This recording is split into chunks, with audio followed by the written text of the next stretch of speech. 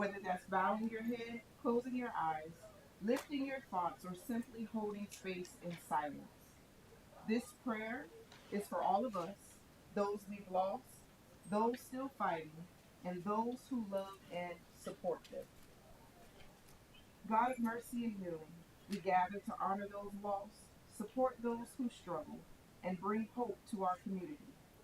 Surround us with your comfort, strengthen our hope, and guide our steps toward compassion, understanding, and change.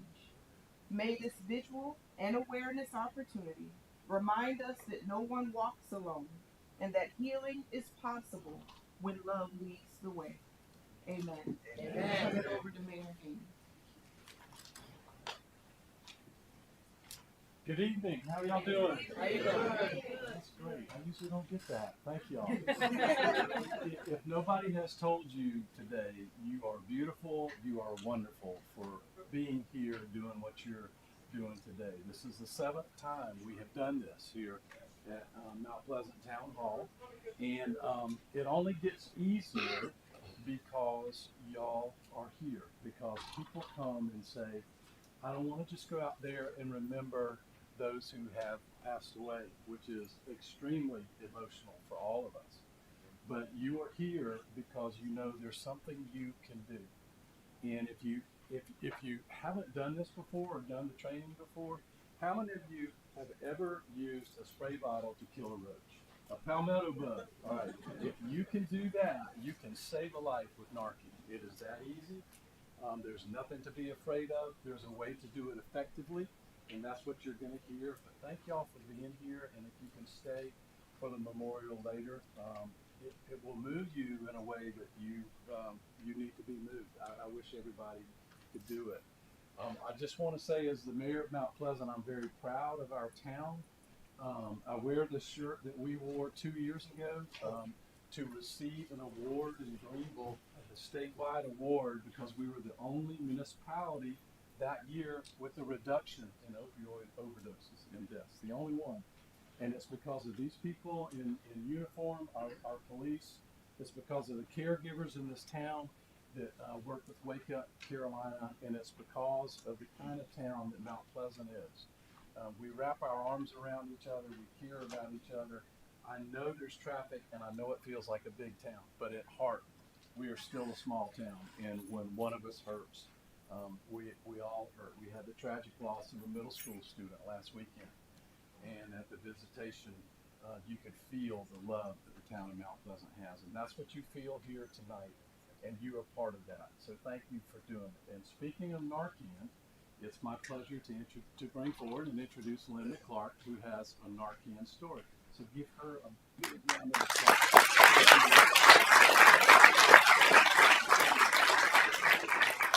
Hi everybody, I'm glad you're here. So about 8 years ago, I sat through a training like what you're going to do now. I actually live alone, so I can't use it on myself, but I like to be informed. I do have a lot of friends who are in recovery, and so for me, I wanted to be informed.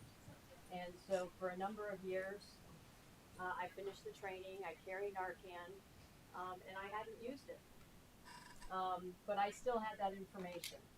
And then a couple years ago, on my way in from where I live now, which is Cane Bay, Nexton area, I work in Mount Pleasant, so I have a really awesome commute every day. But I stopped to get gas at a 7-Eleven, and when I got out of my car, there was a mom screaming that her baby was blue. And so years ago, I was an EMT and a volunteer firefighter in my small little town in upstate New York. So I said, baby's blue. I know what to do with that. Call 911. But I got up there and her baby was between 14 and 16 years old. He was blue. And I just said, well, she was calling 911. I ran back to my car. I grabbed the Narcan.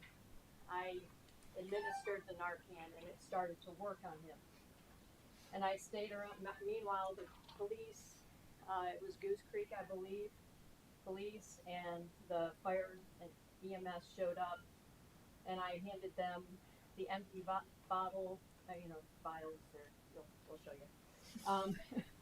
2 of those, because I used 2, and he was starting to come around, and gave him my name and number, and I drove off and went back to work. I finished my trip to work. So I don't know exactly what has happened with that young man. I've never heard anything else. I went about my day, but I do know this. I gave somebody an opportunity that they wouldn't have had I not been there, and had I not been carrying Narcan. I don't know their names.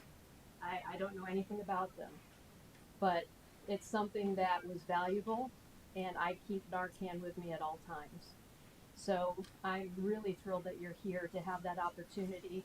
Hopefully, you won't have to, but if you do, whether it's somebody you love or somebody you don't know, you'll have an opportunity to do something different and make a difference. Thank you.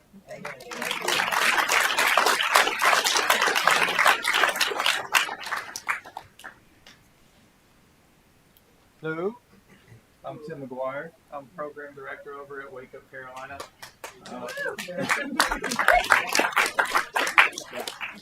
Talk to you later. Okay.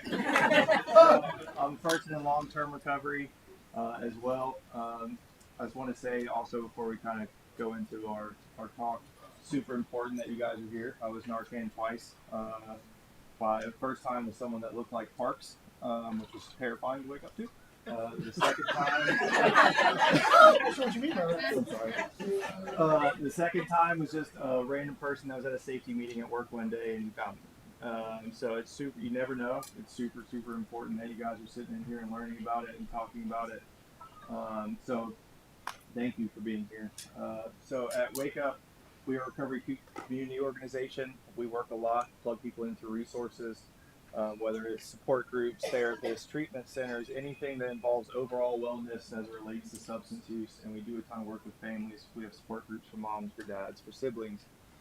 So we try to work with the entire family system as it relates to substance use. And a lot of what we do currently is with the team over here at Mount Pleasant on overdose follow-ups, fatal and non-fatal, and trying to plug people that are at the highest of risk into resources that they could use. They have to be willing to do so. But the weird part for me is being in recovery and being on one side of the street for quite some time, and now being on the other side of the street and like trying to work with people. And I did not think that would be a thing 10 years ago when you told me that. But it's great. I talk to Parks all the time, trying to figure out different ways to work together and to plug people into stuff that could truly, truly help them. And it's a moving target. And without the support of Mount Pleasant, it would not be possible to face some of the most high-risk people. So, Parks. My name is Matt Parks. I've been with Mount Pleasant almost 23 years now. I'm with the investigation unit and community wellness. And so what Tim was talking about is the police department buy-in. So we're fortunate enough here at Mount Pleasant where we understand that it takes a community to help everybody, right? Everybody comes from all different walks of life. Overdoses don't just happen in Mount Pleasant, they don't just touch one person, they touch everybody. They touch all families, all substances. It's crazy how you can speak to somebody and you can connect so fast with just the community and healing people and trying to let somebody heal together. So we respond to the overdoses. I get notified of every single overdose in Mount Pleasant, fatal and non-fatal. And what we do, when we respond to them, we leave behind a link to resources kit. So it's just a small pencil box with some Narcan in it and a QR code to resources that they can reach out to. But beyond that, on the way to a fatal overdose or non-fatal overdose, we got a group message going on with our community partners, and we're like, hey, on the way to this, here's the people that are on scene, whether it's fatal or non-fatal, and we pass that information on, and we let them know if we're on scene, hey, y'all need to come now. This family can really use some support right now, or hey, they got a support system right here. Maybe you want to do a follow-up with them later. So we'll put them in a system, and they do all the follow up. So it's not like a law enforcement officer coming out right there to you. It's like, hey, these are the people you need to go talk to. You know, if you don't do this, we're going to take you to jail. We know it doesn't work like that. It's a community partnership. We all got to work together, understand each other, and that's the great thing about our police department is we have the buy-in from the chief, we have the buy-in from officers that we have to tackle this as a community, and that's what we do. Once we plug them in, the Wake Up Charleston Center, they do awesome follow-ups and reach out, and like you said, many groups that will touch families, touch friends, because we don't want to keep responding out and today's a non-fatal and tomorrow's a fatal. We could have helped or got you in touch with somebody that can help. And then the grieving, all the fatal overdoses that I've been a part of, responded to and listening to the family members and friends. You know, they need somebody else to talk to. They want somebody. Where can I go? Where can I go talk to somebody that has experienced this? Mm-hmm. And that's what's great about the partnership we have within this community, within Charleston, Berkeley County. We have that, and it's continuing to grow. And we couldn't do it without our community partners. So I really appreciate everything they do. They're the rock stars. All we do, we just plug it in, and they do the rest. But I'm very fortunate to be here. And with that, we'll turn it over to the Charleston Center.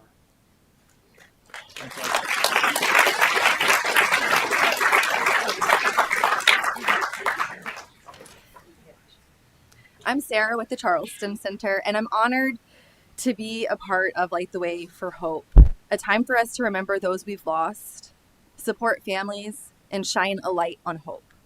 We can't do this work alone. Our partnerships with organizations like Wake Up and Mount Pleasant and many others are invaluable, and together we can make a real difference in our community. We can save lives. We are saving lives. At the Charleston Center, our work is centered on prevention, treatment, recovery, and harm reduction to support individuals and families impacted by substance use. One way we're expanding access is through our Bridge to Hope app, which connects community members to local resources, treatment options, and recovery support right at their fingertips. That is live on Apple now, and we will be live in Google Play very soon. But if you have an Apple phone, please download that app. It's going to be a really great resource and tool for our community to use. Another life-saving resource is Narcan. Providing this training gives people the knowledge and confidence to act in a crisis and potentially save a life. So I'm so grateful and excited to have Amy Collins, a peer support specialist at Charleston Center, and we are going to do the Narcan training.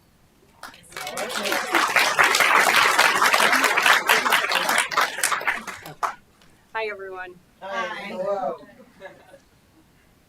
Okay, so to start off with the Narcan training, we're going to start off with talking about what opioids are. So one of the things we like to mention is it's going to be fentanyl, heroin, morphine, oxycodone, methadone, hydrocodone, codeine, and that's to name a few. They minimize the perception of pain. It's going to stimulate the reward system in the brain, and it acts as a depressant, which affects the breathing. So Amy just talked about what opioids are, but we're going to point out what some things that are not opioids, right? Because Narcan does not work on a substance that's not an opioid. So crack, cocaine, methamphetamines, benzodiazepines, Phenergan, xylazine, muscle relaxers, and alcohol. But we work really closely with the coroner's office, and when we get toxicology back, there's very rarely ever one substance in it. So if you know that someone is for sure using cocaine or crack or any substance, you would still want to use Narcan, because if by chance it's mixed with opioids, and it is likely that it is, it will save them. And if it is not, it will not hurt them. So you still would want to use Narcan. Okay, so now we're going to kind of go into the scope of the opioid epidemic in general. So the CDC reported that in 2023, 217 people nationwide died from an opioid overdose.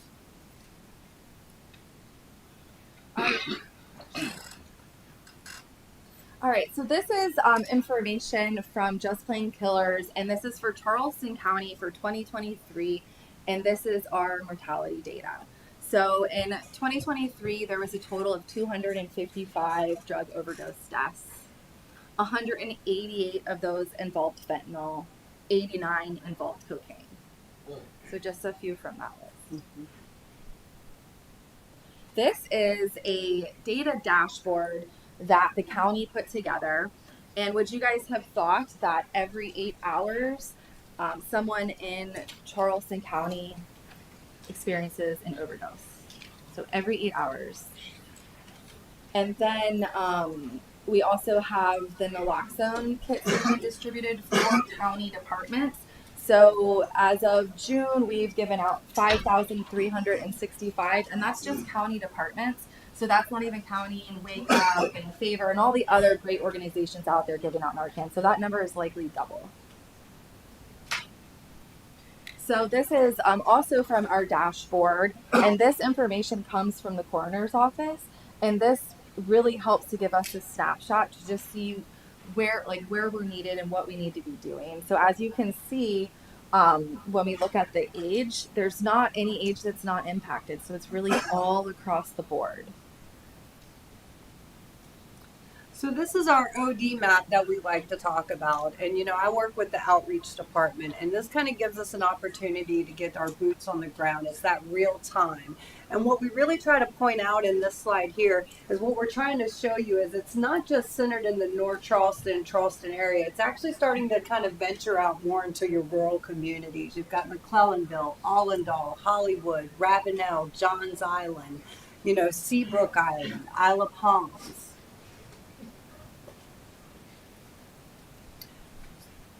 Yep. So the opioid overdose. So now we're going to kind of talk about how does it occur and how to respond. So how does an overdose occur? So sometimes it is deliberate misuse, but you know, sometimes it's just taking medications that are prescribed for someone else. Sometimes there's just a dosing error. When mixing opioids with alcohol and when mixing opioids with other medications. So who's at risk? Those who use opioids for long-term pain management, use heroin or fentanyl, use other illicit substances, have a known legitimate medical need for pain medication and a history of substance misuse, are discharged from emergency medical care following an opioid overdose, opioid poisoning, have a lowered tolerance. So we know after a detoxification or abstinence only treatment program or post-incarceration. And so we know that. So outside of the detention center, there is actually a Narcan vending machine that is free. So people can get Narcan upon release, just so that everybody can be safe. And then those who mix various drugs. So naloxone is an opioid overdose reversal drug, and what we're going to now do is we're going to kind of watch a video, and it's going to show you the steps and give us a little bit of information, and then we'll go a little bit further into it. Narcan nasal spray is an emergency treatment designed to rapidly reverse the effects of a life-threatening opioid emergency. If you suspect an opioid overdose, check to see if the person will not wake up, is very sleepy, or is not breathing well. Do not test the nasal spray device before use. Narcan nasal spray is for use in the nose only and is safe to use even if opioids are not present. Hold the nasal spray device with your thumb on the bottom of the plunger. Insert the nozzle into either nostril and press the plunger firmly to give the dose. One nasal spray device contains 1 dose of medicine. Call 911 immediately after giving Narcan nasal spray. If the person does not wake up, continue to give doses every 2 to 3 minutes until the person wakes up. It is safe to keep giving doses. Stay until an ambulance arrives, even if the person wakes up. You have the power to save a life. For more information, visit narcan.com. All right, so just to kind of recap what we just learned in the video. First, you're checking, right? This is kind of that Annie, are you okay? You're checking for a pulse. You're checking to see if they're breathing. You could even do the sternum rub on them if they're not responding. You can kind of lift that arm up and see if it responds to you or not. And if there's no response, you're going to give the Narcan. You're also going to want to call 911 as quickly as possible so that you can activate that first responder response. You're going to stay with the person, you're going to monitor them. If you can, we're going to talk a little bit more about the recovery position, but if you can, you'll put them in the recovery position. And if they have not woken up, you will give them another dose in 2 to 3 minutes, and you are staying with them the entire time. You want to stay until first responders arrive. Okay, so what are you looking for? So some of the signs and symptoms, you're looking for unusual sleepiness, or again, like Sarah said, the unresponsiveness. The breathing will be slow or it'll be absent altogether. That slow heartbeat, low blood pressure. Another thing is their skin's going to feel real cold and clammy to the touch.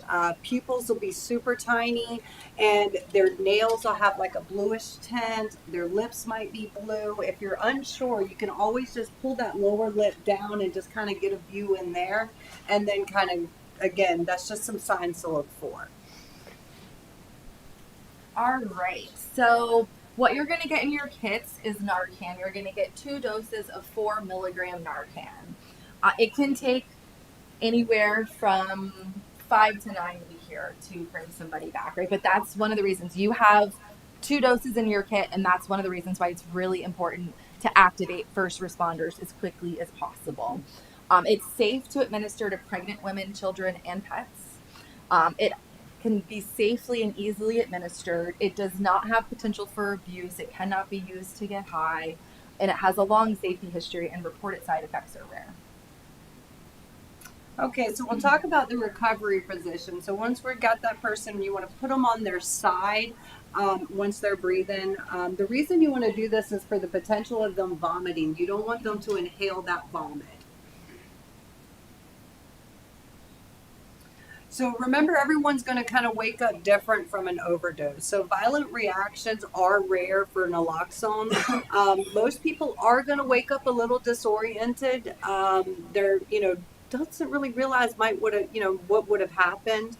You want to kind of try to calmly explain it to them, and you want to make sure that they do not ingest any more of the drug.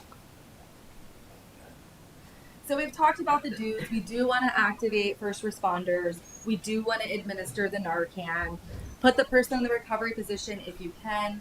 Stay with the person until first responders arrive. And then the don'ts is pretty much anything you've seen in the movies. That's not real. That's not what's going to work. That's not going to save them. What's going to save them is administering Narcan and calling first responders. So hitting them, slapping them, putting them in a bathtub filled with ice, injecting them with the speedball, none of that is going to work. The Narcan is what's going to save them. Absolutely. So now we have a QR code on here. If you guys can scan that, there's about 4 questions for Wake Up. Amy and I are going to stay up here. We're going to pass out Narcan, and then we'll be up here if there's any questions. Okay.